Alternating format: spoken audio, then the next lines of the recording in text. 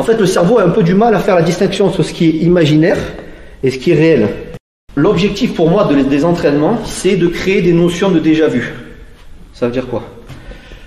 On a peur de ce qu'on ne connaît pas, de ce qu'on n'a jamais vu. Après, il y a tout un chapitre sur la psychologie, la visualisation mentale. Ça marche beaucoup, ça, hein, surtout chez les sportifs de haut niveau, tout ça, ça marche beaucoup.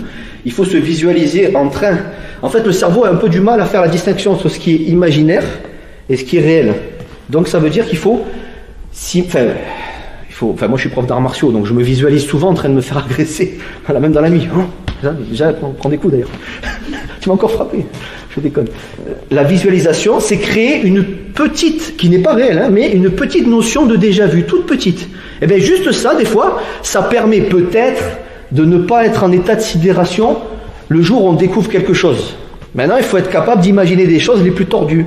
Plus on voit des choses tordues dans notre tête, et plus on se dit, mais putain, vous voyez ce que je veux dire? Maintenant, ça peut ne pas marcher selon la situation. Est-ce que tu as bien dormi? Est-ce que tu as eu un effet de surprise? Et tout ce qui est tous les à côté, quoi. Ça, c'est important. Mais il faut donc créer ce qu'on appelle une notion de déjà-vu. Et moi, j'appelle ça dans mon jargon à moi, les photographies mentales. Ça, c'est propre à moi. Hein. J'ai mis des noms sur des idées. Hein. Bouge pas. Tu vas faire la star aujourd'hui. Fais ça. Tu peux gonfler les biceps. Voilà. Je déconne.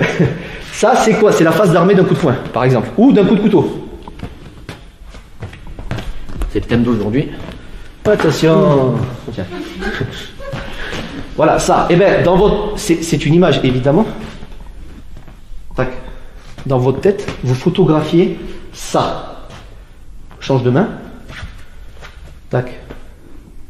Commence à descendre vers moi. Suis-moi. Voilà, bon, attends, bouge pas. Voilà, pas trop flou, mais ici. Ça. Voilà. Juste d'avoir un couteau qui vous pointe la tronche, là. Ça. Vous pouvez même aller plus loin. Prendre juste un vrai couteau. C'est con de dire, ça, j'ai compris, c'est du plastique, j'ai compris. Non, non, ton cerveau, il n'a pas compris. Ça, tu vas voir quoi? Une photographie d'un truc en plastoc. Un vrai couteau, juste comme ça, avec un truc qui brille un petit peu, ben, c'est pas la même chose dans la tête. Attention, c'est minime, hein, c'est pas ça qui va nous sauver. Hein, mais c'est juste pour comprendre. Ensuite, pendant l'action, ça, hop, ça, voilà, le cerveau, il enregistre ça. Quand, on va pas passer une heure là-dessus, on est bien d'accord, vous n'allez pas vous entraîner, dire, attends, c'est bon, on va gonfler, là. C'est bon. Mais voilà, ça, c'est ce que j'appelle les photographies mentales. Et maintenant, l'espoir, c'est quoi? C'est que le jour... Après, vous triez, hein, les photos floues, vous les enlevez. Les trucs qui bavent.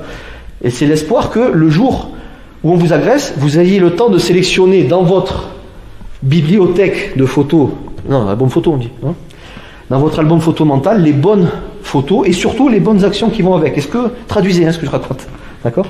Donc ça c'est important, c'est ce que j'appelle les photographies mentales. Si tu souhaites aller encore plus loin, à savoir décupler tes connaissances en self-défense, devenir confiant et efficace en situation réelle, mais ce que je t'invite à faire, c'est à cliquer juste ici. Formation offerte, ou encore sur le lien qui est en description juste sous la vidéo. Voilà, j'espère que la vidéo d'aujourd'hui t'a plu et que t'a aidé à progresser un petit peu plus. Quant à moi, je te retrouve de l'autre côté pour commencer ta formation vidéo offerte. À tout de suite.